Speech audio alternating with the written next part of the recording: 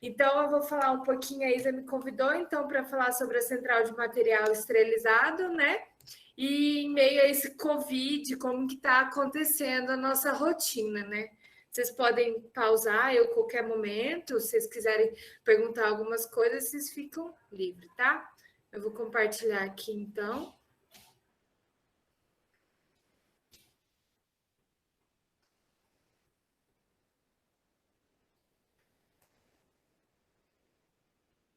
Deixa eu ver aqui.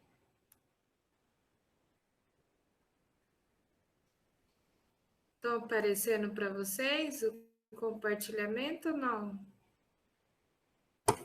Ainda não, Ari, só você. Ver se dá.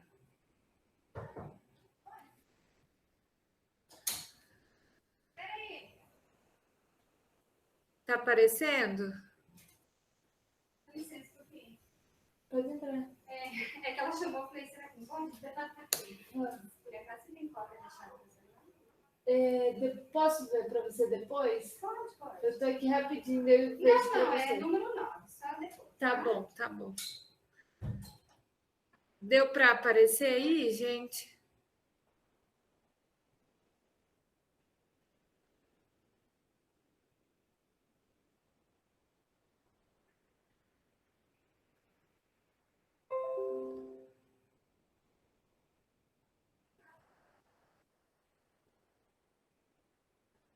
Deu certo? Agora deu. Então vamos lá, né? Então aqui é só o ilustrativo, né, sobre a central de material, como que ela é aqui dentro, mais ou menos. Essa foto não é nossa, mas é como representa a central de material, né? Então, sou a enfermeira Ariane, responsável pelo noturno aqui da central do Hospital Universitário. Então, a gente vai iniciar com uma, né, contextualizando mesmo e falando como que é, o que significa o Centro de Material e Esterilização. Então, pela RDC número 15, 2012, ela consiste, então, numa unidade funcional, né, destinada ao processamento de produtos para a saúde, para serviços da saúde, né? Então, o que isso significa para nós, né? Então, a gente é regido por uma regulamentação, né? Então, ela tem a sua lei, ela tem as suas finalidades, né? Então, a gente tem que estar com a lei ali. Então, a CME é uma empresa que, podendo ser uma empresa processadora, que devem dispor de um sistema de informação manual ou automatizado, com registro do monitoramento e controle das etapas de limpeza. Então, a gente tem que fazer todo esse controle, desde a limpeza, a desinfecção ou a esterilização do material, né? Isso é o que está na resolução. Então, aqui, né, na central de material esterilizado, a gente, ao todo, temos 37 colaboradores, né? Então, sendo 10 colaboradores no matutino, né, no período da manhã, 18 colaboradores vespertino, período da tarde, 4 colaboradores no noturno A e 5 colaboradores no noturno B. Vocês podem ver que os colaboradores do vespertino são mais que o matutino. Que geralmente a nossa produção ocorre mais no período da tarde. Então, devido a isso, tem mais funcionários. E tem alguns funcionários também que faz um horário que a gente fala intermediário, que é das 5 da tarde até as 11 horas. Então, a gente chama de V6. Então, é um horário de pico também, que sai os materiais do centro cirúrgico, então que a gente tem uma alta rotatividade. Então, 5 colaboradores do noturno B, um colaborador que é o escriturário, que ele faz toda a pedido de almoxarifado, hora extra, todas essas questões, né, de questão administrativa. E temos 2 colaboradores que é dos serviços gerais, que agora está sendo terceirizado. Antes era do HU, mas agora de uma empresa terceirizada. Enfermeiros, a gente conta com 4 enfermeiros, sendo eles uma enfermeira que é a chefe de divisão, que é a enfermeira Rosineide Gil, uma enfermeira de manhã, Juliana, uma tarde, que é a Thaís, e eu responsável pelo noturno.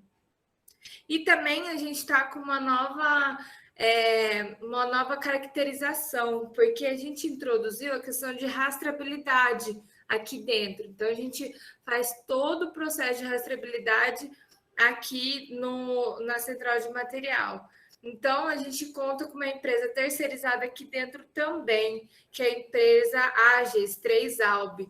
Então, ela tem uma enfermeira que fica diariamente aqui conosco e 7 colaboradores. Os colaboradores dessa empresa terceirizada, eles prestam serviço para nós em questão de sistema, porque a gente comprou o sistema deles, e também eles fazem a questão do inalatório. Então, o inalatório não está mais com a gente, a nossa responsabilidade. Então, fica para eles tanto a questão da recepção, da lavagem e do acondicionamento e da esterilização do material inalatório.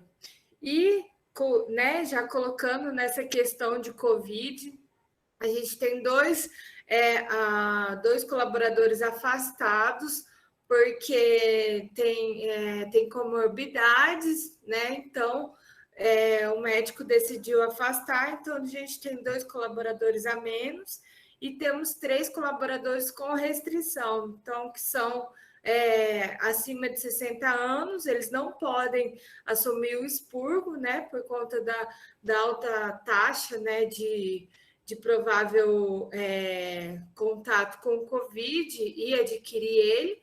Então, a gente tem 3 funcionários que estão restritos ao expurgo. Então, essa questão do Covid nos pegou em questão de recursos humanos mesmo, assim. Então, não parou o serviço para nós e a gente teve que, né, não contar com 5 colaboradores. Isso, 5 colaboradores na nossa escala é muita diferença. Então, isso também é um ponto fraco, né? E assim, modificou algumas cirurgias que eu vou falar, então reduziu as cirurgias, porém tem mais cirurgias mais complexas, né? Então, isso é um agravo também dessa questão, desse panorama.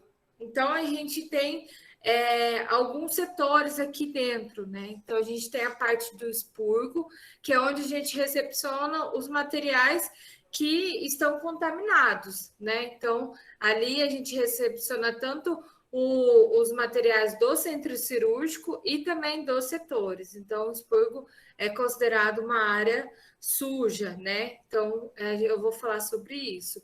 O preparo, então, é onde vai preparar os materiais de pequenos, né, assim, de setores.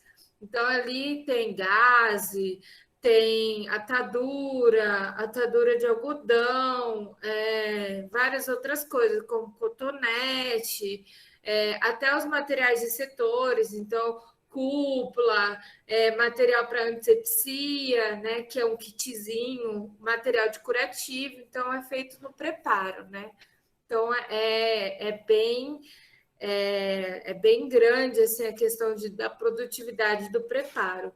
As caixas, então, que são os instrumentais cirúrgicos, então, são todas as caixas, tanto de setores, então, drenagem de tórax, pequena cirurgia, as caixas também do centro cirúrgico, que é de específica, né, para cada clínica, e os materiais implantáveis também que a gente recepciona é feito, então, preparado nas caixas.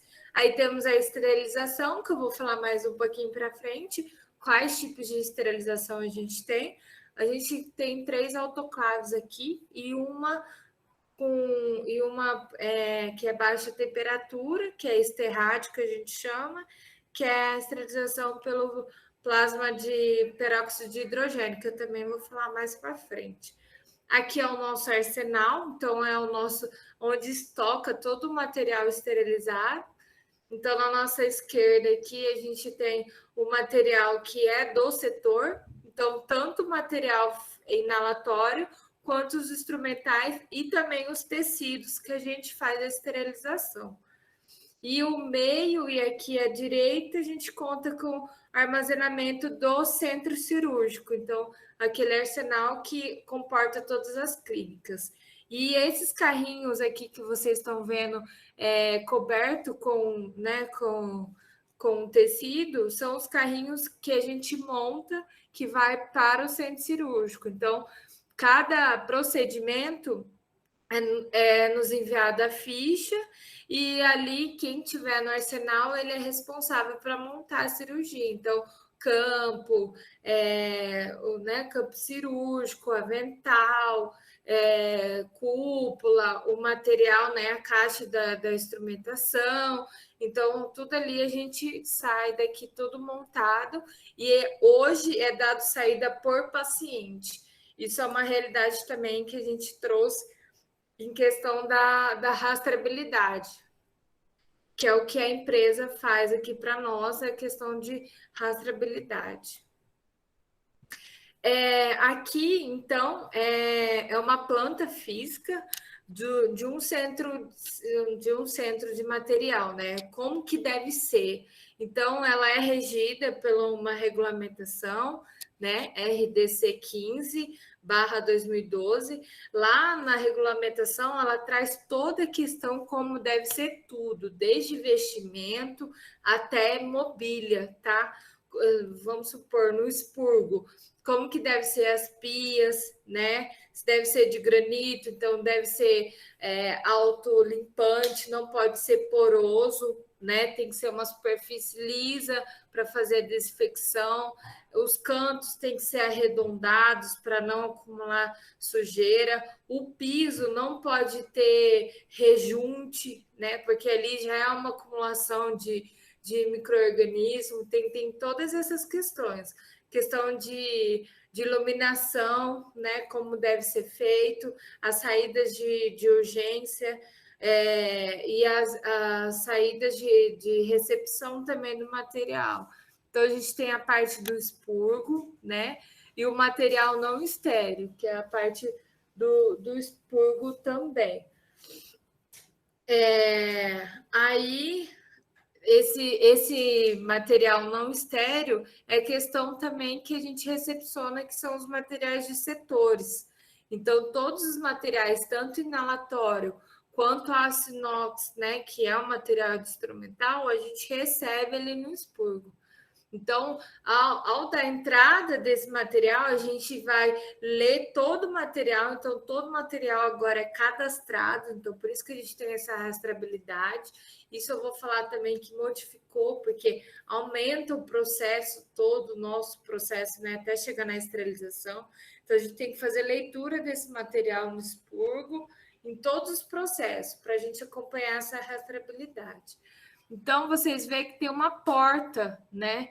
Uma porta que não tem acesso à área limpa, que eu vou falar. Então, é o expurgo e é o material não esterilizado. Mais para frente, na área limpa, que eu vou dizer, tem onde é o preparo, a parte da esterilização e a parte da guarda e distribuição do material. Então, a característica da central de material, ela é um setor unidirecional. O que isso não significa? Né? Significa para nós. Está vendo essas flechas verdes? Então, ela tem sentido único. Não pode haver cruzamento entre o expurgo, que é a área contaminada, com a área limpa, que é a parte do preparo, da esterilização. Então, ali tem uma porta, e essa porta deve ser fechada. Então, quando a pessoa, vamos supor, no nosso caso, a copa, né, onde toma café e tal, é lá na área limpa. Então, para a pessoa que está no expurgo acessar a copa, ela tem que sair por fora da central de material, ir no vestiário, tomar banho, trocar de roupa para acessar a área limpa, para não ter esse cruzamento. Então, ela deve ser unidirecional com barreira física mesmo. Então, deve ser com portas e tal. E então o expurgo ele é considerado a área suja, como falei, e o preparo e a carga de autoclave e a retirada de material é considerada a área limpa, né? A retirada do material da autoclave é a área estéril, que é o do arsenal. E a área limpa é o preparo do material. Então, tudo isso é regulamentado, né? É lei, então deve ser desse jeito, conduzido dessa forma. Aqui eu trouxe mais ou menos para vocês terem uma noção da nossa produtividade, né? Durante essa pandemia. Então, aqui é um gráfico que a gente só, graças à rastreabilidade, que a gente teve acesso a esse gráfico, que a gente tem a real acesso sobre o que a gente produz, né? Então, aqui está falando a produção da autoclave, né? Que são a esterilização a vapor, a Esterrade, que é a esterilização a baixa temperatura pelo plasma de hidrogênio, né? E então a nossa produção eu coloquei dia 23/3 até ontem, porque é quando deu o decreto no HU. Então, dia 23/3 foi quando decretou que teve redução e entrou a CCIH com todas as preventivas. Então, a gente teve uma produção de 104 mil, né, durante tudo isso. Aqui eu não coloquei inalatório, mas é uma coisa que aumentou assim absurdamente. Por quê? Porque por isso que eu falo, é uma característica, né? Quando a gente passa por essas pandemias, a gente vai vendo a característica disso. Como é uma doença, né? Um vírus que acomete o sistema respiratório, então a parte de inalatório para nós aumentou muito, muito, muito. Isso aqui é só a parte de instrumental, tirando o inalatório, tá? Aqui também eu coloquei no período do dia 23 ao dia 10/8.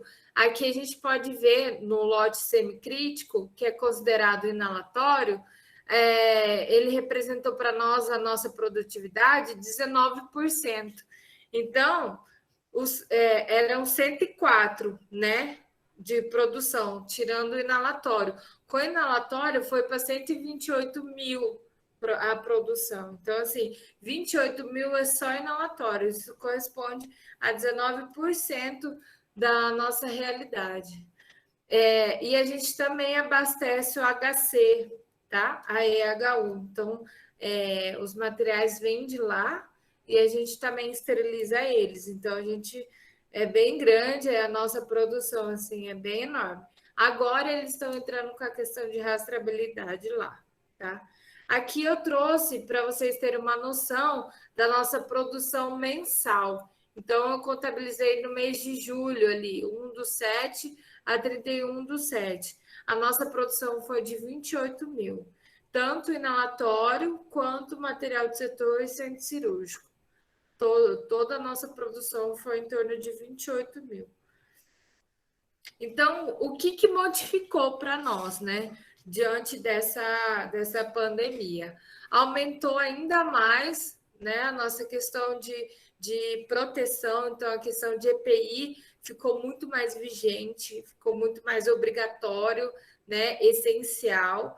Então, a gente já utilizava as máscaras no expurgo, né, que é onde a gente recepciona os materiais, mas agora ainda mais a gente usa tanto a N95 quanto a máscara cirúrgica por cima, só para aumentar a questão de validade da N95.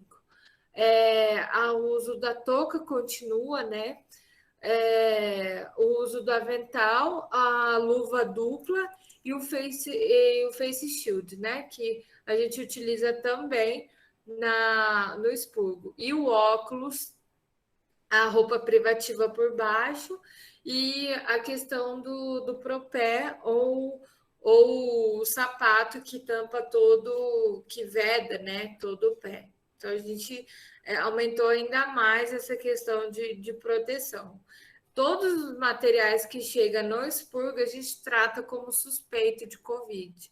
Então, é lavado igualmente para todo mundo, tá? Agora a gente foi introduzido o Surfic, que é uma solução que faz a desinfecção tanto de mobília quanto de material instrumental e também de material instrumental. Então, ele já vem diluído, é colocado, é um Surfic 0,5% em 30 minutos. O hipoclorito a 0,5%, ele é colocado nos materiais inalatórios. Então, a gente tem essas soluções a nosso favor também. O material inalatório hipoclorito, ele deve ser diluído, ele não vem diluído, ele tem que ser diluído, então acho que é 5 ml para 1 litro. E também tem que ser submerso, né? Imerso o material por 30 minutos, tá? Então, como que a gente está fazendo nos setores? Os setores têm que fazer uma pré-lavagem do material, tanto inalatório quanto instrumental. Então, ele já faz uma lavagem manual lá, já deixa submerso o material inalatório ou instrumental e ele traz para nós, tá? Então, ele tem que trazer nessa caixa de plástico com tampa, então tem que ser vedada, e em cima tem que estar como registrado Covid-19, então tem que estar identificado. E também a gente tem a solução que é muito utilizado no expurgo, que a gente utiliza agora ainda mais, que é o detergente enzimático. O próprio nome diz, ele age na enzima do micro-organismo. Ele é bem forte, ele não vem diluído, a gente utiliza ele vai fazer a diluição dele aqui também. E então ele é utilizado também nos materiais, tá? Os instrumentais que vêm do centro cirúrgico não tem muito tempo de ficar submerso lá. Então, a gente faz todo o processo no expurgo. Então, vem o material coberto da sala cirúrgica e a gente deixa em solução. A solução que a gente fala, a gente não pode usar o hipoclorito para instrumental, porque ele faz a corrosão. Então, a gente deixa submerso no detergente enzimático por 30 minutos. Mas a gente não elimina o processo que eu vou falar. Então, o que modificou? Não pode utilizar equipamentos com ventilação. Então, né, os ventiladores foram proibidos. E a gente tem que seguir atenciosamente, rigorosamente, todos os processos da limpeza, que eu vou falar agora. Então, o material vem, né, de suspeita ou confirmado de Covid, ele fica submerso lá. Ele depois de 30 minutos, né? A gente tem a ação dele. Então, a gente vai iniciar o processo da lavagem manual. Então, é recomendado que a gente lave o instrumental, mesmo que ele ficou 30 minutos em solução, debaixo da água, para evitar os poros, né? Então, ventilador desligado, então a gente lava debaixo da água o material, lavagem manual, e também a gente tem a lavagem, a gente conta com a lavagem mecânica. O que é isso? A lavagem né, por equipamentos. Então, a gente tem a lavadora ultrassônica. Como que ela atua? Ela atua nas impurezas de superfície até áreas microscópicas e de difícil acesso. O que é isso? São materiais de lúmen, né, que são muito finos, então materiais de vídeo, a gente utiliza a ultrassônica. Todo material que a gente recepciona, a gente vai fazer todo esse processo. Então, ela é em torno de 15 minutos. A gente faz a lavagem manual, passa na ultrassônica.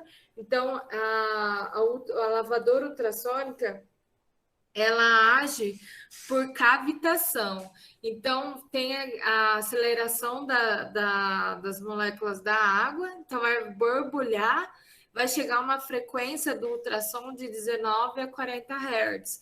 Isso vai fazer com que esquente a água, junto com o detergente enzimático que é colocado lá dentro da ultrassônica, ele vai fazer toda a limpeza e por ele agir por cavitação, ele vai atingir a questões de difíceis acessos. Então, os lumens, eles vão entrar dentro do lume até aquela parede ali, então evitando formar biofilme, que a gente fala que são micro-organismos em cima de micro-organismos, eles vão formando uma barreira, que são os biofilmes. Então, ele vai evitar, então ele age pelo calor, né, o borbulhamento ali da água, então a cavitação, as bolhas, vai aumentar a temperatura e também vai fazer com que esse ultrassom permeia por todo o instrumental. A sua ação, então, ela depende da temperatura para agir o detergente, porque o detergente enzimático ele não vai agir numa temperatura menor que 37,5. Então, se a água estiver muito fria, o detergente enzimático não vai fazer efeito. Então, tudo isso a gente tem que estar atento. Então, sua ação depende da temperatura e também depende da cavitação do ultrassom. Então, são indicados para materiais com lumen. E também com ranhadura, materiais que são difíceis de limpar, né? Que a gente tem acesso a eles. E como que a gente vai... Daí vocês podem perguntar, Ariane, mas como que eu vou saber que essa máquina, essa lavadora está fazendo o processo correto? A gente tem indicadores de qualidade, que são o sonocheck, que eles vão monitorar esse nível de potência das ondas. Então, eles vão falar, olha, a onda está fraca, a onda não está fraca, está legal, como? É essa ampola, que ela é verdinha, a gente coloca lá dentro da ultrassom, da ultrassônica, e no final do processo ela tem que modificar e ficar na cor amarela. O que isso significa para nós? Que o processo foi feito corretamente. Então, que a ultrassônica atingiu o seu ultrassom, né, que varia de 19 a 40 Hz. Então, ela fez a sua ação correta.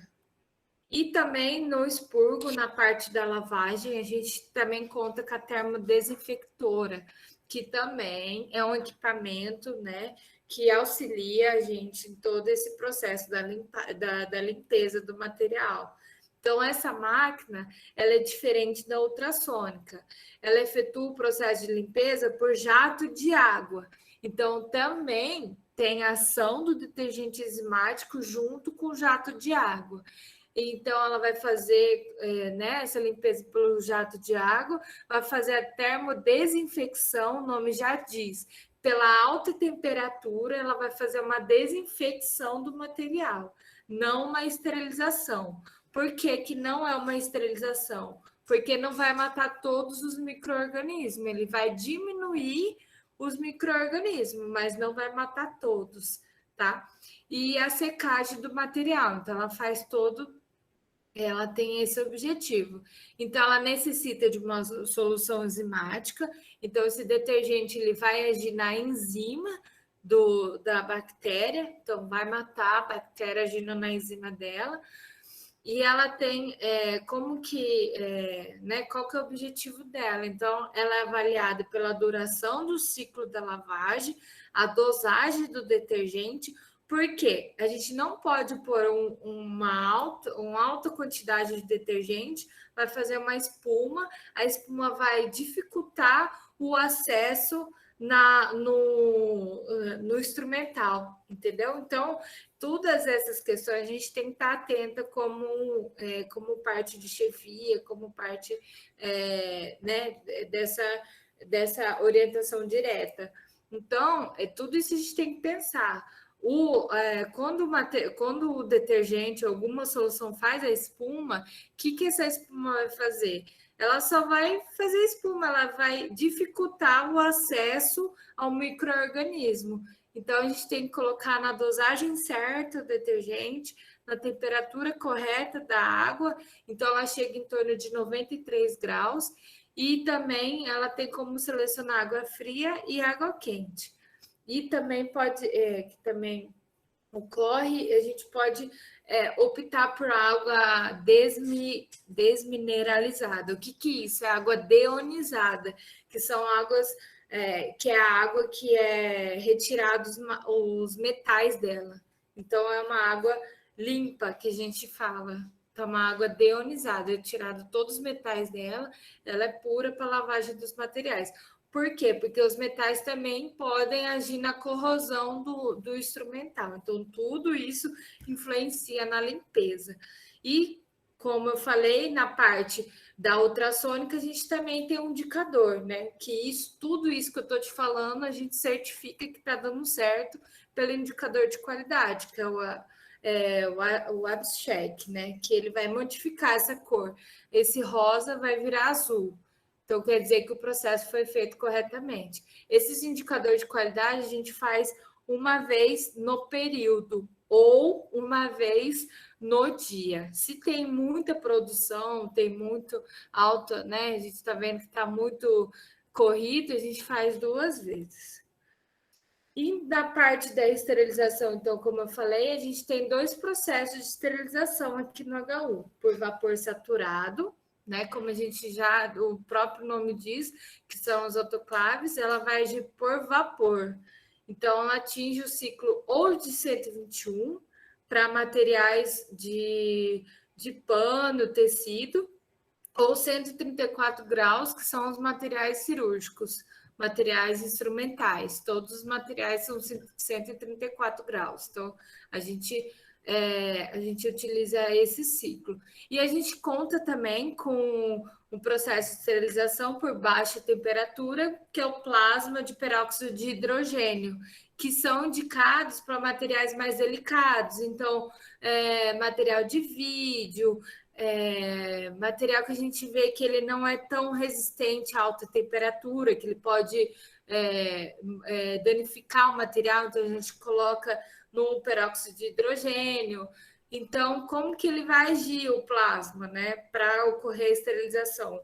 Ele vai fazer a desnaturação das membranas celulares dos micro-organismos. Então, o peróxido de hidrogênio, que vai virar o peracético, ele vai agir na ligação específica com as enzimas, fosfolipídio, o DNA e o RNA. Então, ali ele vai matar tanto micro-organismo, vírus, bactérias, fungos, ele vai agir em toda essa questão. Então, tanto a autoclave quanto o peróxido de hidrogênio, ela faz essa ação. A autoclave, que é o vapor saturado, ele vai agir a alta temperatura, desnaturando a bactéria, o vírus ou qualquer outro micro-organismo, e o peróxido de hidrogênio vai agir na sua célula específica. E, diante disso, então, a gente mais uma vez tem indicadores de qualidade para certificar mais uma vez que o nosso serviço está de qualidade, que está ocorrendo tudo certo, que o material esterilizou, que está correto todos esses processos. Então, na autoclave, que é o processo de vapor saturado, a gente conta com o BOIDIC. O que é isso? Ele vai avaliar a questão do vapor, tá? Então, a figura de cima, ele é amarelo, ele entra na autoclave desse jeito e ele tem que sair assim, tudo homogêneo preto. Se ele sair manchado, o que isso significa? Que o processo de esterilização não vai ser adequado. A gente é feito no primeiro ciclo da autoclave. Então, às vezes a bomba de vácuo não está funcionando, a pressão negativa da autoclave não está funcionando. Por quê? Se ela não faz uma pressão negativa, o vapor não sai. Por quê? Porque tem ar dentro. O vapor só entra na autoclave quando está zero a questão de vácuo. Então, é retirado todo o vácuo da câmera para entrar o vapor. Então, todas essas questões também é realizado. E também a gente conta com o indicador classe 6, que então, o BOIDIC é feito uma vez só no dia, então, de manhã ele é feito, e o indicador de classe 6, ele é feito toda vez que for, todo ciclo, toda vez que for esterilizar o material lá dentro. Por quê? Porque ele vai analisar o tempo, a temperatura e o vapor de todo o ciclo. Então, se essa modificação, então ele entra amarelo e sai essa cor azulada escuro. Se não ocorrer essa mudança, alguma coisa também tem de errado. Então, ou é a temperatura e ela alarma. Então, ela pode alarmar por alto tempo de vácuo, baixa temperatura, alta temperatura, falta de água, tudo isso. Ela pode alarmar, dizer para nós que tem alguma coisa errada. Bomba de vácuo, né, que faz a retirada do vácuo. E por que a gente utiliza a classe 6? Tem várias classes, tem indicador de classe 4, 5 e 6. A classe 6, ela só vai analisar isso quando ela atingir 94% do ciclo. E a classe 5, ela vai avaliar quando atingir 85% do ciclo. Por que isso é importante? Porque ali diz para nós, se a gente atingir 85%, está tudo certo, ela vai avaliar que deu certo o processo, né? Só que às vezes pode, bem no finalzinho do ciclo, ela apresentar um problema. Então, por isso que a gente utiliza o indicador de classe 6, que é quase finalizando o processo que ela vai falar, ok, o processo passou, deu certo, o material está esterilizado. E esse teste, ele deve ter também nos materiais de implantável. Então, a gente tem uma folha de rastreabilidade. É muita coisa, tá, gente? Então, eu vou falando assim, mas detalhes, assim. O que eu quero trazer para vocês? Que existe indicadores que vai qualificar o nosso serviço. E isso é lei, a gente precisa fazer isso, é regulado. Então, não é simples ter uma central de material no hospital, a gente precisa seguir todas essas normas para falar esse material foi esterilizado. Por que a gente coloca esse indicador de classe 6 também no implantável? Vamos supor, a gente tem, vou dar um exemplo mais prático para vocês entenderem. Um paciente chegou, trauma, né? Daí ortopedia entrou. Deu fratura exposta. Então, a gente vai operar. Geralmente, se é tíbia ou fêmur, eles vão utilizar fixador externo, que é um material da ortopedia. Fixador externo é um material implantável, então é um material que vai dentro do paciente, que vai ficar lá. Aí colocou. Aí, depois de 2 dias, o paciente começou a apresentar febre, tal, indicativos de inflamação e infecção. Começou a apresentar exudato e tal. O que a CCIH vem falar? Eu quero a rastreabilidade desse processo aqui, para ver se essa caixa foi, né, se deu tudo certo na esterilização. Então, a gente tem todo o processo da caixa que entrou aqui na central, desde a lavagem, né, que é do expurgo, até a esterilização. Então, isso é um indicador que vai falar o processo deu certo, foi passado por todos os processos, ele saiu daqui esterilizado. Então, o problema não é na esterilização. Então, vamos ver lá no centro cirúrgico. O problema na lavagem das mãos contaminou o campo. Então, tudo isso é investigado. Então, a gente precisa de todos esses indicadores, tá? E também a gente conta com o indicador biológico, que é colocado também na primeira carga do dia ou em todos os materiais implantáveis. Por quê? Porque esse indicador biológico, como o nome diz, dentro dessa ampola, então a gente tem a ampola, temos a ampola de vidro, dentro dessa ampola de vidro a gente tem materiais de cultura, então esporos de bactérias, e temos o disco de papel impregnado de poro, e também temos filtro hidrofóbico, ampola de plástico flexível, a tampa, tudo isso vai vir dentro da ampola. E a gente tem um rótulo com indicador químico de processo. Então, quando essa ampola entra no ciclo, esses poros, então, ele tem que ser esterilizado, eles têm que ser matados, né? Eles têm que ser mortos, né? Vamos dizer assim. Então, essa cor de roxo, ela modifica. Então, ele entra com uma cor e ele modifica ela. E esse rótulo também do indicador, ele também modifica com alta temperatura, tá? Então, tudo isso vai certificar que o material está estéril. Então, aquilo vai dar qualidade do nosso processo. Vai falar, olha, esse processo realmente passou esse instrumental realmente passou por um processo fidedigno, tá? E com isso também, é mais um indicador de qualidade para nós que chama validação de autoclave. As autoclaves têm que passar por validação anual. O que isso significa? Eles vão dar teste de parâmetros físicos. Então, todos esses fios é conectado na autoclave. Isso é feito uma vez no ano. A Anvisa, ela estipulou que isso é obrigatório. Então, todas as empresas que são centro de esterilização têm que fazer isso anual. Então, ela vai validar essa autoclave. O que isso significa? Ela vai falar, esse equipamento, essa autoclave, ela possibilita a segurança tanto para o trabalhador, então a bomba de vácuo dela está certa, a porta está fechando, não está extravasando vapor, e o processo de esterilização. Então, ela está atingindo a temperatura certa, ela está tirando o vácuo corretamente, a pressão negativa dela está atingida no tempo certo. Então, tudo isso ela vai dizer para nós que o processo dela, que ela pode ser utilizada e que ela está validada.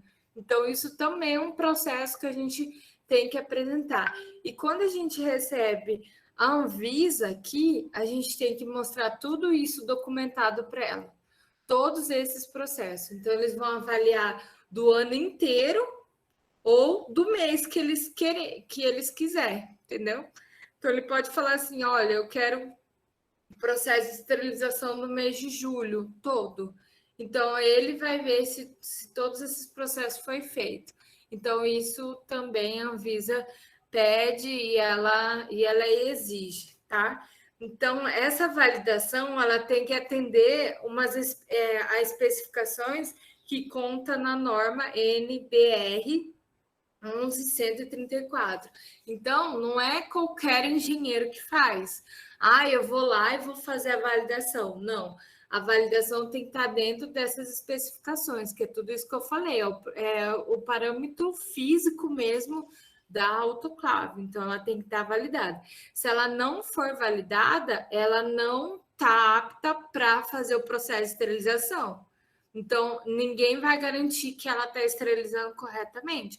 Mesmo que a gente faça aqueles indicadores de biológico e físico e químico, nada disso vai adiantar se a gente não tem uma validação da autoclave, tá? Então, ela vai dizer para nós, ó, os parâmetros dela físico tá ok, ela pode meter bala nela, que ela tá ótima para fazer a esterilização. Olha, chegou a vida útil dela, não dá mais para trabalhar com ela. Tentei regular os parâmetros, ela não se adequou, ela vai ter que sair daí. Aí a gente vai ter que trocar a autoclave, tá? Então, ele detecta realmente o processo, tá? O processo, o erro que está tendo na autoclave. E diante disso, né, o que mudou para nós nessa pandemia, né? Foi o alto consumo de materiais pronto uso. Por quê? Porque entre os materiais descartáveis, né? Então, o mínimo de material possível, né, para entrar em contato com o paciente que esteja positivado com Covid. Então, avental descartável, impermeável, campo cirúrgico, aumentou muito, muito, muito o nosso uso. Então, muito mais. Não é às vezes falta dinheiro, né? Obviamente. Então, para nós às vezes falta o avental, então é substituído pelo avental de tecido, mas o recomendado é o avental pronto uso, que é o descartável, realmente para não ter esse alto processo, né, de esterilização e ainda colocar mais em risco o profissional da saúde mesmo, tanto da lavanderia, né, que recepciona esses materiais contaminados, vamos supor o tecido, né? Então, aumentou muito para nós esse material pronto uso. É uma realidade, assim, os médicos não gostavam do kit cirúrgico, eles falavam que não aderia muito bem à pele do paciente, tal, e tal, tal, porque ele realmente substitui o tecido, o lápis de tecido. Mas não tem que fazer, é o recomendado pela CCH e quando é Covid positivo, a não ser a cardíaca, tem que ser utilizado o kit descartável. Certo? Acho que eu falei bastante, é muita coisa, muito detalhe. Eu só queria passar o que para vocês? Que a gente é um setor em que a gente tem a nossa regulamentação, né? Então é sério. Às vezes vocês vão passar aqui como residente. Nossa, Ari, mas esse material ainda está lavando? Ainda tem processo? Sim, ainda tem processo. Demora em torno de 3 a 4 horas para todo esse processo acontecer. Desde a lavagem, então, lembra lá na lavagem manual, depois a ultrassônica, a termodesinfectora. Às vezes o material não sai tão seco da termo, então tem que fazer a secagem manual. Aí vem aqui para a caixa, então tem que organizar o material todo na caixa, depois vai para a esterilização. Em média, a autoclave faz 1h30 de esterilização e depois meia hora para secagem do material. Então, todo esse processo leva tempo. Então, o que eu queria dizer para vocês saberem realmente da nossa realidade, né? Então, assim, a gente tem todos esses riscos a tomar, porém, a gente toma esses riscos com cuidado, né? Então a gente leva serenidade para todo esse processo. Então a gente leva certo, né? Então todo esse processo é feito, ainda mais nesse tempo de pandemia, ele tem que ser feito todo esse processo no seu devido lugar, não pode pular etapa, né?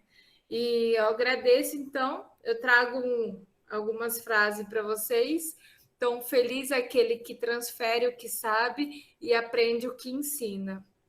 Então, conhecimento, ele não é da nossa cabeça, né? Eu estudei para ter esse conhecimento, para passar para vocês, e eu acho que como esse conhecimento, ele está aí para todo mundo, por que não passar, né? Então, ficou à disposição de vocês, se vocês tiverem alguma pergunta, algum questionamento, se vocês quiserem vir visitar a Central de Material, a gente está de portas abertas agora, não tanto, né, com muita gente, mas pode fazer uns grupinhos de 2 ou 3 aí, a gente faz um tour pela Central e vocês veem realmente o nosso trabalho. É trabalhoso, né? É uma coisa que requer muita atenção, mas a central é o coração, né, do hospital. Então, assim, se o material não está estéril devidamente, a gente não consegue fornecer isso, não tem qualidade para o paciente, não dá qualidade para o paciente, né, de atendimento. Então, ela depende de nós, né? Então, o hospital depende de nós. Então, a gente sabe que o nosso trabalho é muito importante e a gente só tem que passar esses conhecimentos mesmo, né? E eu trago uma outra frase, que o que vale na vida não é o ponto de partida, e sim a caminhada. Caminhando e semeando, no fim, terás o que colher. Então, assim, a gente está passando por um processo né, bem tenso, que é a pandemia. É um vírus que a gente né? Ainda passou aquele medo de controlar ele, mas ele ainda é incontrolável e depende de nós, né? Para a transmissão, isso que é o mais perigoso, né? Só que acredito que tudo isso vai passar, né? Eu sei que vocês, como estudantes, devem estar ocioso, devem estar bravo, porque, ai meu Deus, eu vou ter aula online e tal, dificulta o conhecimento. Eu também estou tendo aula online pelo doutorado. É chato, às vezes a gente não tem contato com aquele colega, né? Próximo que a gente tem da turma, mas a gente não pode deixar que isso passe e a gente não faça nada, né? Então, assim, temos a pandemia, temos o Covid aí, vamos aprender com ele, né? Então, as tecnologias tiveram que ser, né, avançar ainda mais com essa questão e pense que tudo isso é passageiro. Então, caminhando e semeando, é sempre um dia após o outro.